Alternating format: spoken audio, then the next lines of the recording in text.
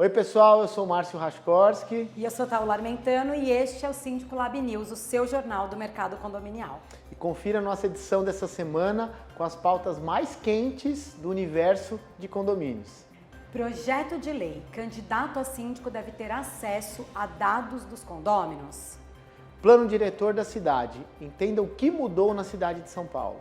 Que bomba é essa? Sensores de combate a incêndio. Evento da Atlas reuniu os síndicos de São Paulo para celebrar o Dia do Cliente. E ainda, bandido se disfarça de saco de lixo para entrar em condomínio e ex-síndico é condenado por abastecer carro com dinheiro de condômino.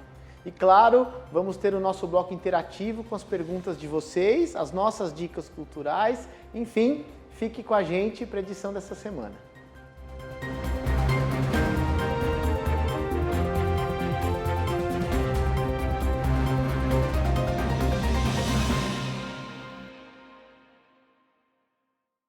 Bom, pessoal, a gente começa o jornal de hoje com uma notícia triste. Essa semana, na quarta-feira, a gente recebeu a notícia de que a Estopinha, que é a primeira pet influencer do Brasil, é a cachorra do Dr. Pet, né, que ele é tão bacana, nosso amigo aqui, ela faleceu, ela já tinha 14 anos, era a cachorrinha do Alexandre Rossi, como eu disse, o Dr. Pet, super conhecido nas mídias, e a Estopinha também fazia muito sucesso, ela tinha 700 mil seguidores no Instagram, e uma pena, né? E aí tá uma curiosidade, a Estopinha ela foi adotada pelo Alexandre Rossi em 2009, depois dela ter sido devolvida por duas famílias. E o motivo dessa devolução era porque ela era muito arteira, fazia muita bagunça, e ele viu nessa adoção a oportunidade de mostrar para todo mundo que dá para cuidar de um pet rejeitado com bastante amor, né? Então, é a importância de dar a segunda chance também para um bichinho de estimação mais espevitado. Foi muito legal. Há uns meses atrás, ele participou aqui da nossa edição especial sobre pets em condomínios. Foi um sucesso. Então, fica aqui o nosso abraço para o Alexandre Rossi, nosso amigo, nossos sentimentos. E pega uma cachorrinha nova agora, tão linda como ela, e vive mais 14 anos, se Deus quiser. É momento difícil, né, Márcio? A gente sabe que quem tem um bichinho de estimação, um pet, é um amor assim que não dá para medir, né? Então, fica nossas condolências aqui, os nossos sentimentos a ele que colabora tanto em ensinar para nós aqui que temos pet como lidar de uma maneira tão bacana com os bichinhos, né? Você sabe que muito antes aqui do Síndico Lab, eu sempre fui fã do Alexandre Rossi, eu assistia os programas dele na TV, e eu falava, caramba, como que essa cachorra é tão inteligente que acompanha ele em todos os lugares. Às vezes ele ia adestrar um cachorro super grande, super bravo, e ela que ajudava a adestrar, né? Era a companheira dele de trabalho também, muito legal. Mas enfim, vamos lá para as notícias condominiais dessa semana, e uma proposta para alterar um texto da LGPD está dando o que falar. É o projeto de lei 327, que visa trazer isonomia para que os candidatos ao cargo de síndico de um condomínio tenham os dados, tenham acesso aos dados de todos os moradores, tenham o contato de todos os proprietários. E aí, né, para a gente entender tecnicamente como isso funciona, a gente foi conversar com dois advogados especialistas, nossos amigos, o Fernando Zito e o Caleb Costenaro, para comentar esse projeto de lei que, se for aprovado pela CCJ, vai dar o que falar e vai mudar bastante aí a rotina das eleições nos condomínios. Oi pessoal do Síndico Lab, tudo bem? Hoje a gente veio aqui com o Fernando Zito conversar sobre esse projeto de lei, né, que está tramitando e o CCJ aprovou para conceder o acesso ao candidato a síndico das informações de contato dos proprietários dos imóveis, né, Zito?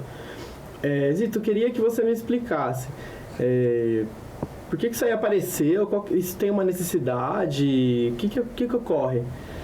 Olha, se você for dar uma lida nos motivos, né, eles falam que a intenção desse projeto de lei é dar isonomia, dar igualdade aos candidatos, né? E ele fala de sindicatos, clubes, recreativos, e aí incluíram também os condomínios. Então, por exemplo, eu sou síndico do meu condomínio e então eu tenho acesso às informações, por óbvio, né?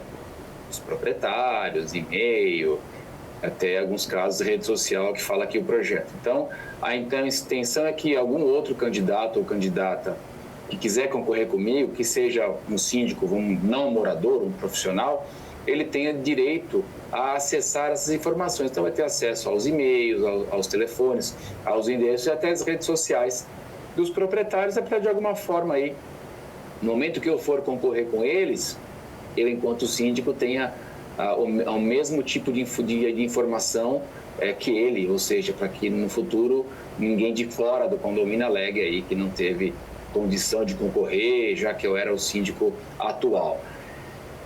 A gente, dentro disso, a gente fala, olha, realmente quem está dentro tem mais informações, quem está fora, no máximo, consegue ali saber quanto é o valor da cota condominial, se tem portaria própria ou não, se é empresa terceirizada, se tem processos judiciais, realmente fica ali com uma carência de informações.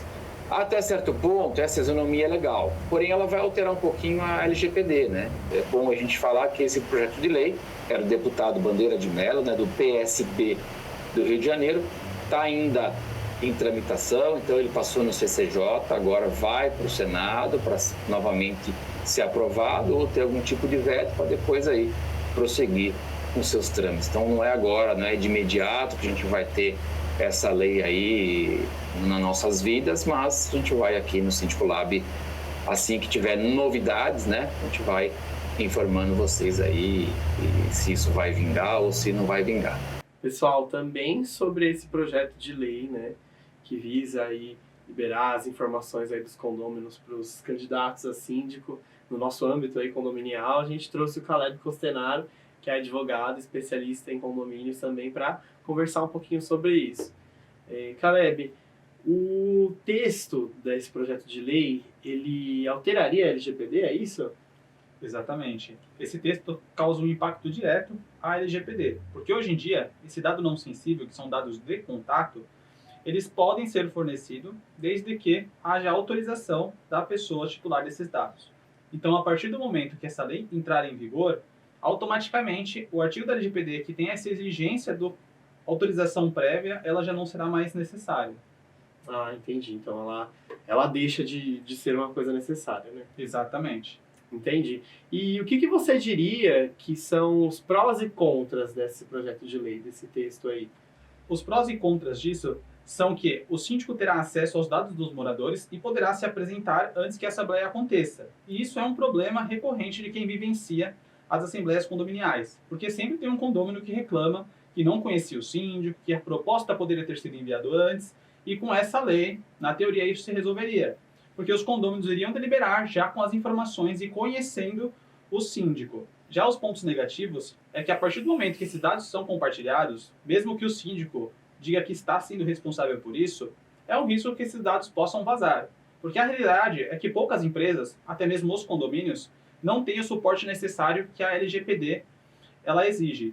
Então, em casos que haja um vazamento, os moradores podem ser prejudicados. E essa lei não regulamenta exatamente como vai funcionar a disponibilização dos dados. Porque, por exemplo, um síndico pessoa jurídica, um síndico profissional, ele, como qualquer outra empresa, deve se submeter aos termos da LGPD. E se, por exemplo, ele tem acesso a esses dados, tem um vazamento, ou ele utiliza de maneira diversa da sua finalidade, ele terá as penalidades previstas na LGPD, que normalmente são multas. Agora, o que acontece quando for um síndico pessoa física ou um síndico orgânico? A lei não traz previsões. De certo modo, ele pode ser responsabilizado pelos seus atos, caso cause um prejuízo a algum morador ou ao condomínio, isso na esfera civil. Mas as penalidades que seriam aplicadas a um síndico profissional não seriam, em tese, aplicadas a ele.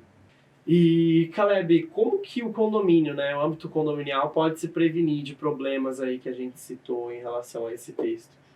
Excelente pergunta. Independente dessa lei entrar efetivamente em vigor ou não, é muito importante que os condomínios se adequem à LGPD. Por serem pessoas jurídicas, eles são totalmente submissos a essa legislação.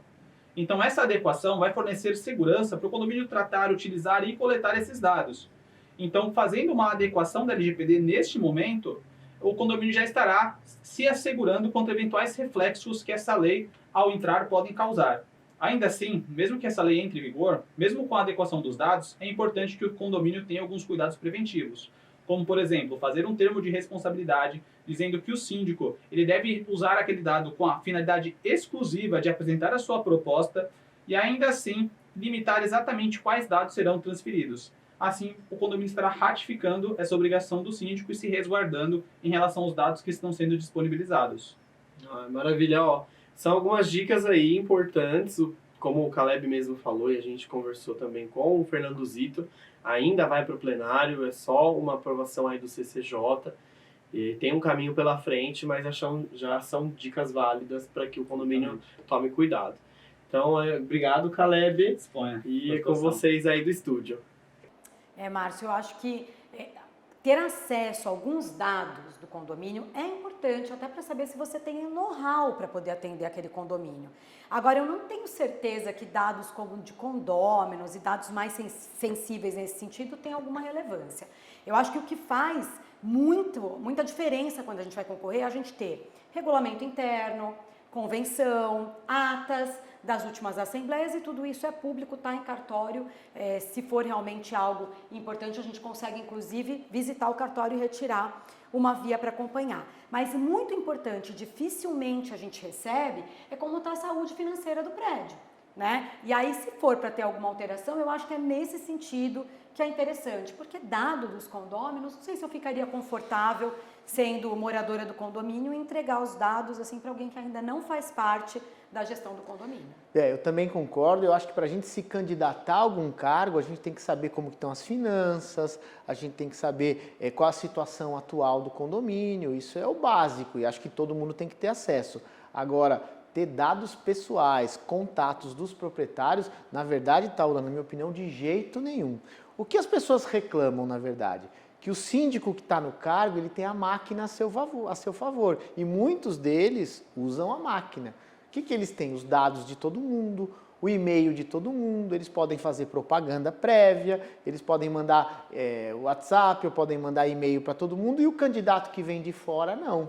Ele chega, muitas vezes, na Assembleia lá de supetão, ninguém nem conhece. Mas fornecer os dados de todo mundo de jeito nenhum. Já pensou um condomínio com 10 candidatos a síndico?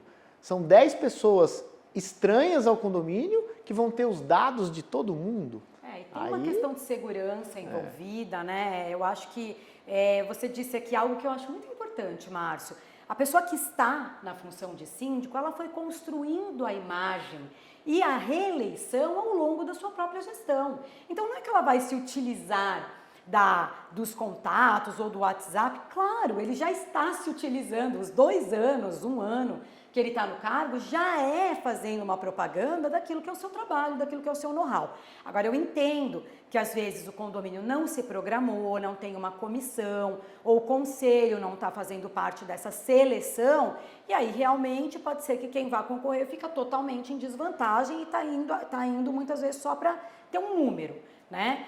Então é importante que tenha, acho que na minha visão, uma outra coisa, que é uma governança no condomínio, que determine que um período antes de abrir o processo para a seleção de novos síndicos, tem uma comissão que tem ali obrigações junto à massa condominial e ela se cumpra, independente das pessoas quererem a reeleição ou não do gestor que está ali. É um caminho. Resumindo, eu e a Taula somos contra esse projeto de lei e cada condomínio que vai criar o seu mecanismo para fazer a eleição. Apresentação prévia, currículo prévio, fase seletiva, o que vocês quiserem. Agora, uma lei goela abaixo dizendo que todo candidato tem que ter acesso aos dados de todos os moradores, e se tiver um malandro que não quer ser síndico coisa nenhuma, só quer ter acesso aos cadastros dos moradores, como é que a gente faz para evitar? Então, para mim é furada.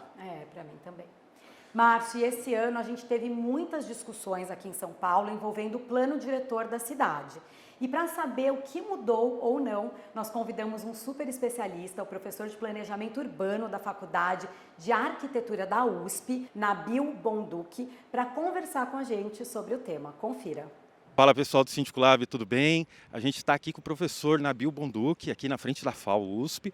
Ele foi relator do Plano Diretor de 2014 e a gente veio conversar com ele aqui um pouquinho sobre as mudanças desse novo Plano Diretor. Boa tarde, professor, tudo bom? Boa tarde, tudo bem? Prazer estar com vocês.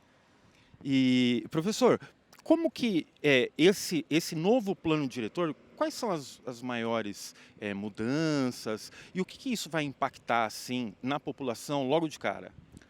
Olha, logo de cara, algumas pequenas coisas, não são tantas, mas uma modificação importante é que nos eixos de transformação urbana, que são exatamente aquelas áreas próximas ao metrô, né, próximas aos corredores de ônibus, que o plano diretor propõe um maior adensamento, a construção de prédios maiores.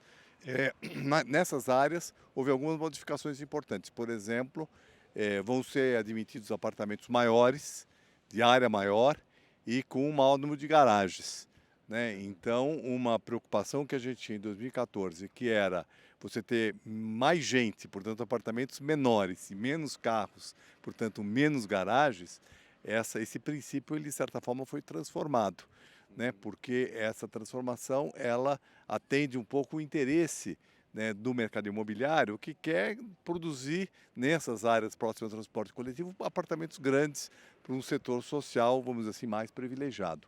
Outra coisa que foi aprovada, mas ela não tem impacto imediato, foi a ampliação desses eixos, né? Eles anteriormente, no máximo, estariam a 600 metros da estação de metrô e 300 metros dos corredores de ônibus.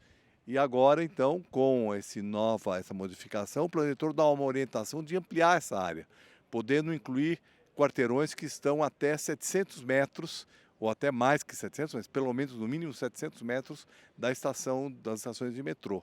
E isso significa ampliação da área, que seria a área, portanto, onde pode haver uma verticalização sem limites. Além disso, ele também amplia a possibilidade dos coeficientes de aproveitamento quando se produz habitação de interesse social, né? Então, o que nós podemos prever nisso? Apartamentos, né, e prédios com maior volume, mais altos, né, com menos restrições do que tinha anteriormente. Eu acho que essas são as modificações, a princípio, mais importantes.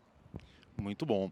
E isso vai, essas vagas de garagem, esse novo modal aí, esse novo modelo de habitação, é exatamente porque o transporte público acabou não acompanhando a evolução da população, né?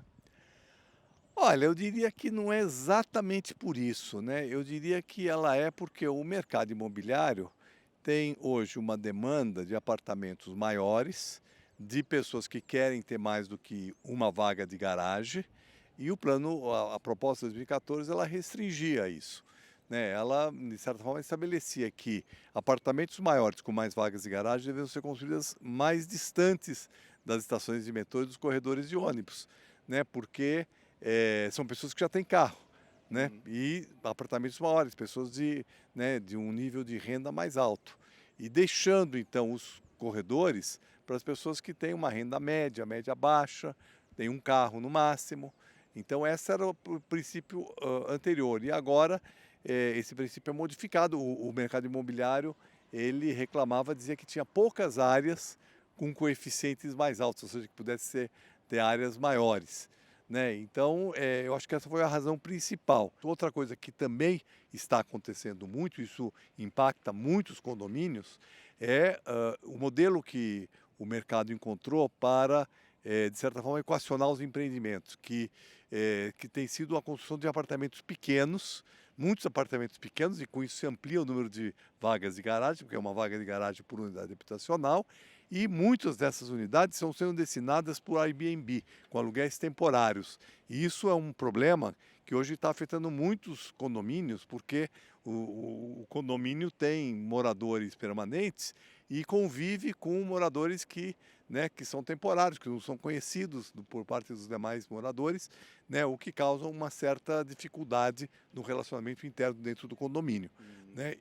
Eu entendo que não foi feito, mas deveria ter sido feito, que é exatamente uma regulamentação específica, né, para esses aluguéis de pequena temporada, né, que não deveria se misturar em edifícios que são construídos para as pessoas, moradores, sejam eles moradores proprietários, sejam inquilinos, mas inquilinos que morem na cidade, né? Então, eu acho que essa é uma questão importante, né, para os condomínios, e eu sei que causa, inclusive, muitos conflitos, né, e a gente precisa agora, na lei de uso e ocupação do solo, que na verdade é um desdobramento da revisão do plano diretor, estabelecer uma regra específica para essa questão.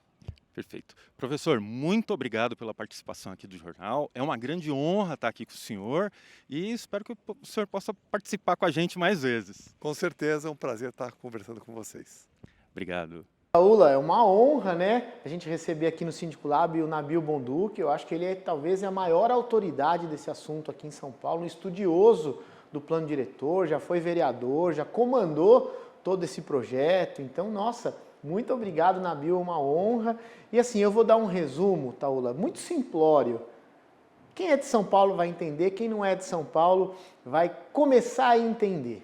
Fato é que o plano diretor, ao longo de todas essas décadas, o que ele prestigiou?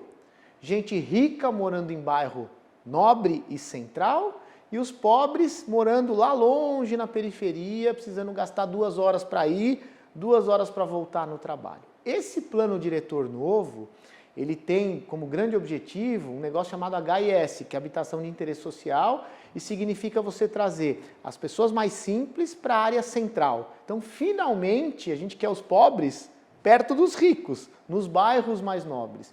Conceitualmente, isso é perfeito. Agora, tem que ver na prática se isso vai funcionar, porque, infelizmente, o que eu tenho visto ultimamente, apartamentos, entre aspas, mais simples, para pessoas mais pobres, num bairro super bem localizado e super caro.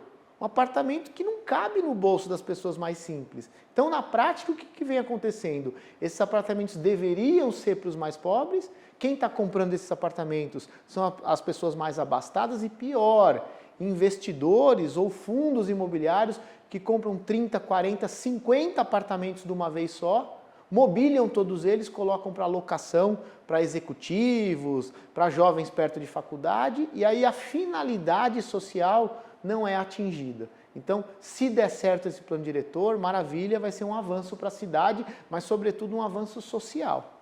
É exatamente isso, né, Márcio? Que precisa ter, acho que até uma conscientização coletiva, é entender o porquê e o motivo do plano diretor ter sido construído dessa forma. E aí é realmente privilegiar quem tem uma condição financeira menos privilegiada, para que eles possam também morar num bairro melhor, próximo ao metrô, próximo às estações de ônibus. Eu acho que a ideia é boa, né, Márcio? Mas as pessoas precisam colaborar como um todo, incluindo as construtoras, de colocar em um valor que possa ser adquirido, né? E acho que o Ministério Público precisa criar algum mecanismo de controle para ter a certeza que apartamentos de interesse social vão ficar com as pessoas de interesse social e não com especuladores ou com grandes investidores. É um desafio para o Ministério Público. Bom, e muita gente não sabe, mas setembro também é o mês do cliente. E por conta disso, a Atlas Schindler, que é nosso patrocinador aqui no Síndico Lab, promoveu um super evento essa semana, lá na sua sede aqui em São Paulo. Eu palestrei no evento, participei, a gente recebeu diversos síndicos profissionais. Aliás, e na Atlas é sempre uma alegria, porque a gente começa a entender toda aquela engrenagem, né? Como é grandioso um trabalho não só de fabricação, mas de manutenção dos elevadores. Então, confira com a gente aí as imagens do evento.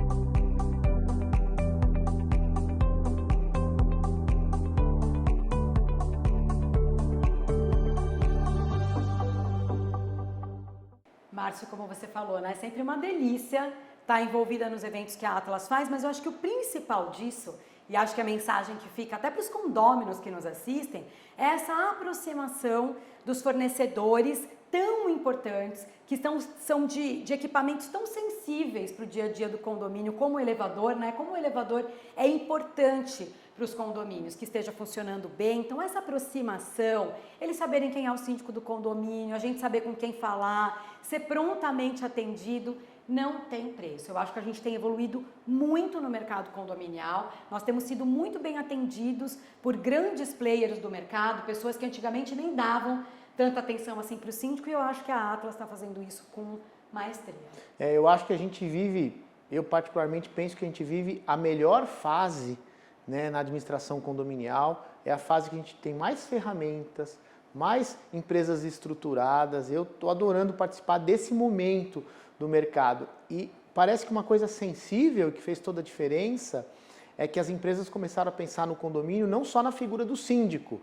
Eu tenho que atender o síndico, tenho que atender o síndico. Não, as pessoas começaram a entender que é um ecossistema, que o síndico lidera, mas eu tenho que me relacionar bem com o conselho, tenho que me relacionar bem com todos os moradores, com os funcionários, e por conta disso, o dia do cliente passou a ser mais importante, porque o cliente não é só o síndico, o cliente é toda a massa condominial.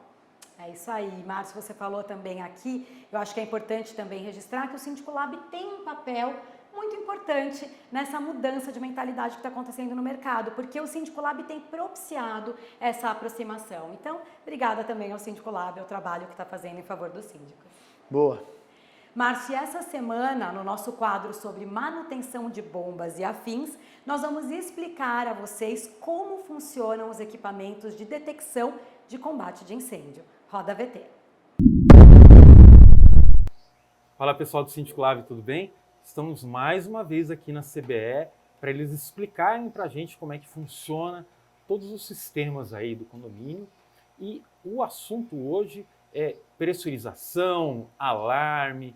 Eu estou aqui com o Luciano, que ele vai explicar o que é esse sistema aqui e como é que funciona o sistema de alarme. É isso, Luciano? Isso. Conta pra gente aí como é que é o sistema, quais são os itens aí do sistema. Certo. Esse sistema é composto de uma central, que é onde é feita toda a comunicação desse sistema. E esse sistema também se compõe de acionadores manuais, que ficam localizados nos andares, dispositivos de fumaça, que são os detectores de fumaça. Que são esses daqui, né? Isso. Aqui nós temos dois modelos. Temos dois de fumaça e um de temperatura. Nos primeiros andares, nos subsolos, onde passam os carros. E às vezes algum carro pode estar emitindo algum tipo de fumaça, e se tiver um detector de fumaça, vai fazer o disparo da central de alarme. Entendi. Porque ele vai entender que tem um indício de incêndio. Então não pode ser esse tipo, Não tem pode. que ser esse de temperatura, que ele vai ver a variação de temperatura dentro do ambiente. Exatamente. Esquentou, tá pegando fogo. Esquentou, tá pegando fogo. Nesse caso aqui não é onde fumaça tem fogo, é onde tem calor tem fogo, né? Isso. Legal.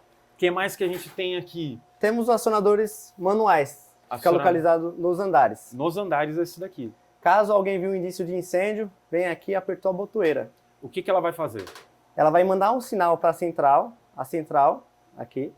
Essa central vai reconhecer esse disparo e vai acionar esse dispositivo, que é uma sirene sonalarme e visual.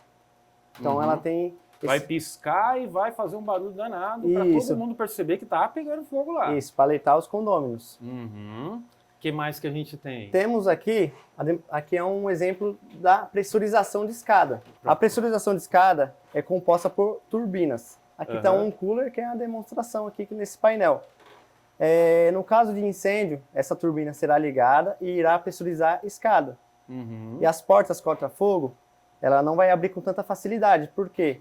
Às vezes o fogo está vindo da unidade e passando por baixo da escada as fumaças. E essa pressurização vai fazer a fumaça não entrar no hall das escadas. Bacana. Temos um detalhe muito importante também nesses dispositivos de detecção de fumaça, que tem que ter um na sala de pressurização. Por quê? Caso pegue incêndio na sala de pressurização... E é muito importante a gente ressaltar isso. O pressurizador da escada, é muito diferente do pressurizador de água. Não tem Exatamente. nada a ver um com o outro. Esse daqui ele vai pressurizar a caixa da escada, que já vai estar selada por causa das portas corta-fogo, Exatamente. e ele vai fazer uma pressão de ar lá dentro para que a fumaça não tenha força para entrar. Isso. Ele não é desse tamanho. Ele é uma turbina, né? Isso. Tem alguns que é do tamanho de uma turbina de Isso. avião. E eu vou mostrar um negócio aqui, eu nem combinei com eles, hein? Ó. Eu vou mostrar um negócio aqui, ó. Aqui dentro, Luciano, a gente tem os fusíveis, a gente tem toda a parte eletrônica, a gente tem 2 baterias aqui para manter funcionando mesmo quando acaba a energia, que no incêndio a primeira coisa que tem que fazer é desligar, né? Então Isso. ele continua alimentado aqui e aqui tem uma fonte. Bom, nas centrais antigas, tinha aqui uma impressorinha igual aquelas de Isso. calculadora antiga, né? Isso. E ele mostrava todos os acionamentos, tudo que tinha acontecido aqui, ele ia registrando lá para o bombeiro ou alguém checar. Hoje em dia, esse equipamento aqui, ele faz a mesma coisa, né? Só Isso. que hoje é um cabo, você coloca aqui, você descarrega as informações Isso. todas. Então, se o zelador silenciou 300 vezes, vai estar lá escrito que ele Isso. silenciou. Isso. Na nossa manutenção mensal, é ido com o notebook e o cabo que comunica com a central. Essa central aqui é um modelo USB, conecta aqui e consegue puxar todas as ocorrências que aconteceu no condomínio. Então, tudo que foi disparado ou um aperto manual vai estar informando no software da central de alarme. Muito bom. Luciano, mais uma vez, muito obrigado. Bom, eu acho que essa é a bomba mais importante, né? De todas as bombas, eu acho que todo o material de combate a incêndio é a parte mais importante. A gente sabe que aqui em São Paulo, em especial, só não acontecem grandes tragédias porque Deus protege os prédios. Porque tem muito prédio sem AVCB, um monte de prédio sem brigada de incêndio, um monte de prédio com extintor vencido, com mangueira sem manutenção, prédios até sem seguro, caso aconteça uma tragédia. Então, minimamente, manter as bombas em ordem, eu acho que já é um ponto favorável, né? E a bomba de incêndio, ela especialmente é uma que tem que ter ali uma vistoria acontecendo sempre, porque se a gente deixar para testar só quando vai ter o teste do AVCB, né, que vai o pessoal do Corpo de Bombeiros para fazer os testes, ou quando efetivamente acontece um incêndio, isso pode falhar. Então fica aí a dica, eu acho que esse quadro tem sido muito importante, como eu já disse aqui, porque tem aproximado o síndico também do conhecimento mais técnico de coisas que não podem falhar na estrutura do condomínio. Você sabe, Taula, eu vou contar uma história minha, negativa, e um dia que eu percebi que eu estava desatualizado e que de fato eu precisava melhorar no meu trabalho. A gente foi renovar o AVCB e aí a empresa foi lá fazer o teste nos alarmes, nos equipamentos de incêndio e eles descobriram que praticamente nada funcionava direito. E eles me falaram, Márcio, quando foi a última vez que você testou? Eu falei, bom, acho que foi há uns 3 anos no último AVCB. Eles falaram, pois é, tem que testar de 6 em 6 meses, porque se acontece uma tragédia aqui, um incêndio, vira uma tragédia. E eu fiquei com um peso na consciência, me senti bem incompetente, porque não funcionava praticamente nada. E a gente só lembra disso quando vai renovar o AVCB. Então tem que ser já uma coisa periódica e tem que estar ali como prioridade. Depois desse dia eu aprendi. É uma das partes mais importantes da estrutura toda ali de condomínio, né? Tem que olhar a tubulação, porque tubulação de incêndio é campeã e tem um furinho ali oculto, né? Então tem que olhar, porque às vezes passa de forma despercebida e quando você precisa usar, cadê? Então todo o sistema que envolve o combate a incêndio é primordial que o síndico esteja de olho. É isso aí. Bom, e essa semana, um disfarce mais do que inusitado ganhou o noticiário especializado em condomínios. Taula, você acredita que um cara se fechou dentro de um saco de lixo para conseguir entrar num condomínio em Uberlândia, em Minas Gerais? Você acredita? E aí a síndica contou pra gente que essa já é a 5ª tentativa de invasão só no último mês no mesmo condomínio. Gente, tem que mandar benzer, né? Nossa, gente, Tá deve ter doido. alguma coisa aí que está chamando atenção. E a gente, uma vez participei de um treinamento de segurança e é uma dica aí para quem está nos assistindo. As pessoas sempre procuram um condomínio que está mais fácil de entrar, ou seja, ele não está passando uma impressão para quem está de fora que esse condomínio está protegido. Então tem que ter, né, Márcio? Tem que ter todos os aparatos de segurança ali de forma até visível, para que as pessoas possam entender que aquele condomínio tem segurança, né? Eu vou falar uma linguagem que outro dia um amigo meu, que é delegado de polícia há muitos anos, ele falou: Marcião, ladrão é preguiçoso, bandido é preguiçoso, por isso que ele não gosta de trabalhar. Ele vai no mais fácil. Se ele percebe que ali tem um monte de barreira, um monte de dificuldade, ele tem a sensação nítida que o condomínio é seguro, ele vai para o outro. Então, independente desse caso foi inusitado, foi engraçado, mas é porque talvez o condomínio precise investir mesmo em segurança. Né? Márcio, é o que eu falei. Quando a gente pede aqueles relatórios, laudos de análise de risco do condomínio, eles apontam os famosos anéis de segurança e esse primeiro anel é o que fala lá para o oportunista, aqui não, que esse condomínio tem proteção. Então fica a dica para proteger o condomínio. Né? Mas esse aí do saco de lixo, esse aí parece coisa dos trapalhões, vai. Será que foi? Não tinha como dar certo. Pois deve ter sido hilário quando pegaram, né? E outra notícia que rodou a nossa mídia especializada foi um ex-síndico que foi condenado por ter abastecido o próprio carro com a verba do condomínio, lá na Paraíba. As contas da gestão dele, inclusive, já tinham sido aprovadas. O ex-síndico, porém, foi alvo de uma ação de danos morais e materiais por ter usado o dinheiro do condomínio para abastecer o carro durante 6 meses da sua gestão. Você sabe que eu sempre gosto de defender o síndico, né? Tem caso que não tem defesa. Mas você sabia que tem síndico que usa o carro para fazer tudo?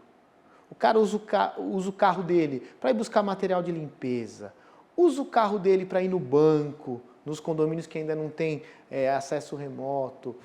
Tem síndico que usa o carro até para buscar o funcionário na casa dele, dependendo da cidade, quando ela é menorzinha. Enfim, às vezes o síndico de fato usa o carro e é normal ele abastecer, porque ele não vai pagar a gasolina para trabalhar para o condomínio. Não é o correto, mas às vezes acontece. Agora, se o síndico foi espertalhão e abasteceu o carro dele e não usava para nada no condomínio, aí não tem defesa, vai ter que pagar a indenização e que sirva de lição, né? Igual esses dias, só para terminar o comentário, um síndico aqui, amigo meu, mas ele apanhou, porque ele falou: Márcio, eu fui numa ação trabalhista representando o condomínio, perdi o meu dia inteiro de trabalho, fui na audiência, fiz um bom acordo, saindo de lá eu fui almoçar, juntei a nota fiscal do almoço na pasta do condomínio e os vizinhos ficaram enfurecidos comigo. E eu falei: imagina, você tem direito de almoçar, você tem direito de ir de táxi, pegar o reembolso do táxi, você tem direito de almoçar fora. Ele falou: ufa, que bom. Depois eu fui saber que ele gastou 700 pau no almoço e tomou uma garrafa de vinho. Aí é sacanagem também, né? Aí não dá, não, né, aí perdeu toda a razão. Então é o bom e velho bom senso. Bom senso e acordo entre as partes, né? Se ficar claro ali, quando você está se elegendo, que os custos que você tiver para fazer a operação, a gestão daquele condomínio, se você for um síndico morador, você vai repassar, tem que ter evidência. O conselho é de bom tom que o conselho assine ali a autorização de reembolso e tudo em paz. Se você é um síndico externo, né, aí sim que conste ali no termo de contrato ou no termo que você fizer de ajuste de conduta com o condomínio, como você vai operar. Mas, na minha opinião, nada que é previamente discutido e acordado dá dor de barriga depois. Né? No caso que eu falei, você vai numa audiência, você gasta, sei lá, 50 pau de táxi. Aí você vai almoçar num lugar gostoso, gasta 100 reais com sobremesa, com a coca, com um suco. Tá tudo certo, tá? 700 pau com garrafa de vinho aí. Aí não, né, Aí Marcio? não, né? Bom, pessoal, chegou aquela hora então esperada, o nosso bloco interativo, que vocês mandam as perguntas pra gente. Então vamos começar com a primeira pergunta e manda sempre pelo Instagram aqui do Síndico Lab, que a gente tem o maior prazer de responder. E a primeira pergunta é do Gustavo Zabadi. Ele informou que gostaria de fazer por conta própria a vigilância da sua vaga de garagem. E ele queria colocar uma câmera que cobre somente o perímetro da vaga dele, sem pegar 1 milímetro para fora. Ele deve ter um carrão, né? Pode isso, Taula? Márcio, sabe que essa é uma discussão que tem crescido nos condomínios, inclusive de pessoas que querem colocar aquele olho, acho que mágico que chama da porta, né? Não tenho certeza, mas com uma câmerazinha oculta para poder saber quem está passando por ali. Ainda mais com o índice de invasão em condomínio acontecendo. O que eu tenho visto, né, é quando não pega mais nada e pega realmente só a vaga, só o limite da vaga, tendo uma concordância do condomínio em assembleia que os condôminos poderão fazer dessa forma, eu não vejo problema. Agora, tem que ter uma autorização prévia. Eu acho que tem que ter uma autorização prévia, eu acho que é uma evolução da vida em condomínio. E se ele quer ter uma câmera que vai pegar exclusivamente só a vaga dele, não vai pegar 1 milímetro para fora, por que proibir? Se é para a segurança dele e se não vai incomodar os outros, eu permitiria.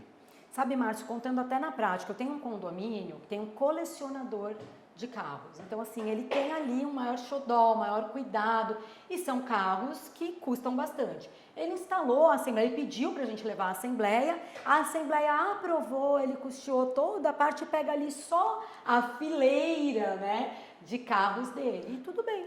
No caso dele ficou mais fácil. Isso que você falou do olho mágico que filma, se pegar o perímetro e pegar a porta do apartamento da frente, aí já é complicado, porque aí o cara vai ficar com as imagens, vamos dar um exemplo.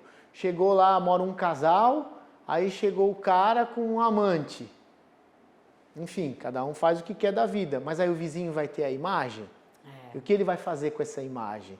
Então aí eu já prefiro proibir. Só pode desde que pegue a porta dele.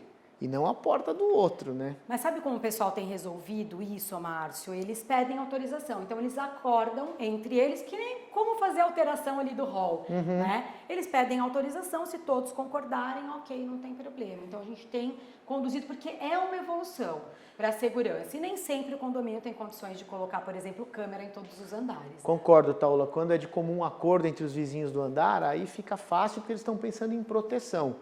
Mas se tiver um que está pensando em privacidade e que não quer saber, ele também tem esse direito, né? Tá certo. Márcia, a segunda pergunta que nós vamos ter hoje é da senhora Lídia. E ela quer saber se configura alteração de fachada, mudanças como retiradas de esquadria ou até uma parede que não seja estrutural após o fechamento da sacada com vidro. Essa pergunta também é bastante atual e a gente precisa levar em conta a evolução social. É absolutamente comum hoje em dia, quando você fecha uma varanda com vidro e com cortina, e aí você padroniza esse vidro e essa cortina, tudo que está para dentro, desde que não seja elemento estrutural, você pode tirar. Por que você vai manter uma porta-balcão se você já fechou a varanda com vidro? Se tem uma paredinha de divisória que não é estrutural, por que você vai manter essa parede se você quer tirar? Então eu entendo que sim, que pode tirar, desde que na assembleia que aprove o fechamento da varanda e a colocação da cortina, também aprove a retirada desses elementos todos. Eu não vejo problema nenhum. E assim, as pessoas querem ter uma sala maior, mais ampla, com mais amplidão, e vai ficar uma paredinha no meio, ou uma porta-balcão no meio, não tem o menor sentido. Eu sou liberal com esse assunto. Eu concordo plenamente, Márcio. Acho que a chave da questão aí é padronizar, né? Então, assim, padroniza se vai poder ser retirado, padroniza que realmente não seja, o condomínio pode contratar ali um laudo estrutural ou mostrar de fato, pedir para a própria construtora, dar um parecer se é estrutural ou não, se tem problema na retirada. Não tendo, não impactando em segurança, eu acho que é tranquilo, eu acho que pode seguir assim. Eu tive um caso desse, viu, Márcio? Mas era um condomínio antigo, bem antigo, foi retirado. Quando foi retirado, nós fizemos a notificação, porque foi até uma denúncia de uma pessoa que visitou o apartamento e viu que faltava ali a paredinha do meio. E ao final, ele mesmo contratou um laudo pericial, o condomínio também contratou e acordamos de levar para a Assembleia, foi aprovado e o pessoal tirando numa boa paredinha. Perfeito. É importante que o dono do apartamento, para fazer esse procedimento, tem que ter a RT de execução e de projeto. Tendo isso, manda bala. É isso. E nós chegamos àquele momento que a gente não fala mais de trabalho, só de diversão. E como sábado é o dia do sorvete e está fazendo um baita calor aqui em São Paulo, a minha dica é a sorveteria do Centro. O local é dos mesmos donos da Casa do Porco e também tem um sorvete com pururuca. Já comeu, Márcio, um sorvete com pururuca? Então, essa sorveteria é na esquina da minha casa, eu já comi todos. Tem com bacon, tem sorvete de caipirinha, tem sorvete de bolo de coco, aqueles bolo da avó, sabe? Nossa, espetacular. É uma super dica para quem gosta de sorvete. Então leva a criançada e se divirta, porque tá um calorão aqui em São Paulo. Bom, já que você falou de sorvete, então vou falar de outro sorvete também no centro. Essa sorveteria é dos mesmos donos da Casa do Porco, que por coincidência são os mesmos donos do bar da Dona Onça, e que fica lá no Copan. E do ladinho do bar da Dona Onça, anexo, ali tem uma sorveteria nova. Fica uma fila, gente, tenha paciência, fica uma fila de 2, 3 horas para tomar um sorvete. Dizem que é um sorvete que não tem conservante, que não tem açúcar, que é natural, tem um sabor só, um sorvete de creme assim, mas é uma delícia, uma delícia. Então dá para você experimentar os dois. Esse que você indicou, aí anda uma quadra e meia, chega no Copan e toma esse que eu indiquei. Aí você vai tomar 2 sorvetes e ver qual você gosta mais. É meio carinho, viu, gente? Custa 18 pau, 20 pau um sorvetinho, mas vale a experiência. Vale a experiência. Então vocês têm 2 sorveterias para visitar nesse final de semana. Gente, esse foi o Síndico Lab News, o nosso jornal do mercado condominial. Esperamos que você tenha gostado. Bom, valeu pessoal do Síndico Lab. Lembrando que é toda sexta-feira o nosso jornal, 21 horas, no canal do YouTube. Valeu, obrigado, Taula. Obrigada, Márcia. Valeu, gente. Tchau, tchau.